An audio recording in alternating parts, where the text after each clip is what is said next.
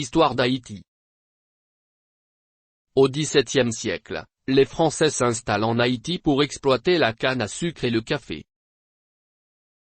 L'île d'Hispaniola a été découverte par Christophe Colomb en 1492.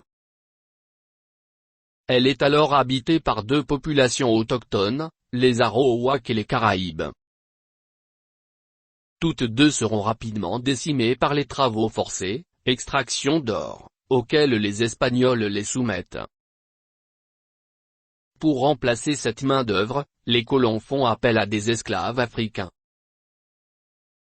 Avec les mulâtres, ils sont les ancêtres de l'immense majorité des Haïtiens. Au milieu du XVIe siècle, le filon aurifère s'épuisant, les Espagnols concentrent leurs efforts sur la partie ouest de l'île. Malgré leurs efforts pour les repousser, ce sont alors les Français qui s'installent sur les terres abandonnées par les Espagnols.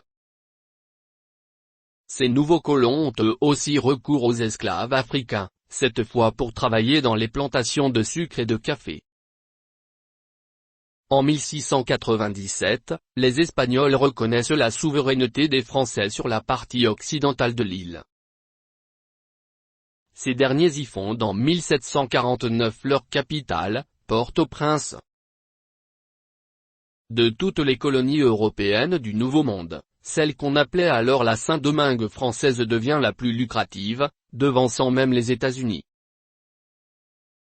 À la fin du XVIIIe siècle, 700 000 esclaves noirs sont employés dans les plantations, encadrés par 30 mademoiselles blancs. L'heure de la révolte. En 1791, les Noirs commencent à se révolter, menés par leur chef, Jean-Jacques Dessalines, Henri-Christophe, Alexandre Pétion et Toussaint Louverture qui, après s'être brièvement rallié au gouvernement français, reprend les armes contre la France. Le terme de cette guerre de libération est marqué par la capitulation de l'armée française en 1803.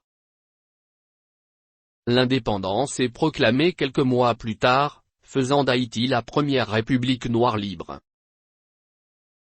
Si la déclaration de l'acte d'indépendance rédigée en 1804 stipule l'intention d'assurer à jamais aux indigènes d'Haïti un gouvernement stable, les faits la contrediront grandement.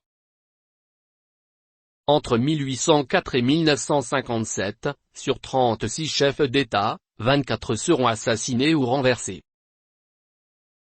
Le premier d'entre eux, Jean-Jacques Dessalines, ne reste en poste que 2 ans, jusqu'à son assassinat.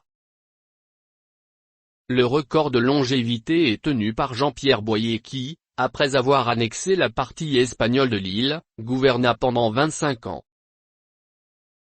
En 1825, Charles X, roi de France, reconnaît enfin l'indépendance du pays.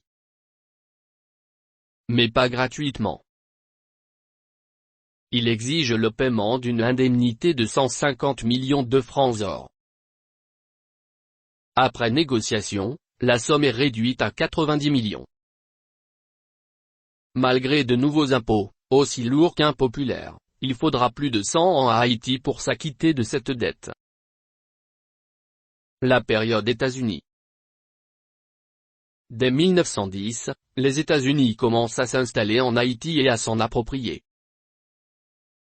Ils y construisent des voies ferrées et chassent les paysans sans titre de propriété. En 1915, prenant le prétexte de la Première Guerre mondiale, ils occupent militairement le pays. En fait, ils ne font que défendre les intérêts d'une de leurs banques d'affaires. En 1918, pour combattre une insurrection générale, Washington met en place un gouvernement à ses ordres en gardant un droit de veto sur les décisions gouvernementales. Pendant cette période, 40% des revenus de l'État sont contrôlés par les Américains. Les Haïtiens sont, dès le départ, très hostiles à l'occupant qui n'hésite pas à les fusiller par centaines lorsque cela lui semble nécessaire. Les États-Unis contribuent néanmoins à moderniser le pays au niveau de ses infrastructures, téléphones, routes, éclairage etc. Pendant l'occupation, la répression américaine fait au moins 15,000 morts et provoque le départ de près de 250 000 paysans vers Cuba et la République dominicaine. Les États-Unis quittent Haïti sous la présidence de Roosevelt, en 1934. En pleine crise économique mondiale, c'est le retour de l'instabilité politique. Les Duvalier. Après une période très agitée qui voit l'armée exercer le pouvoir, François Duvalier, dit Papa Doc, est élu président.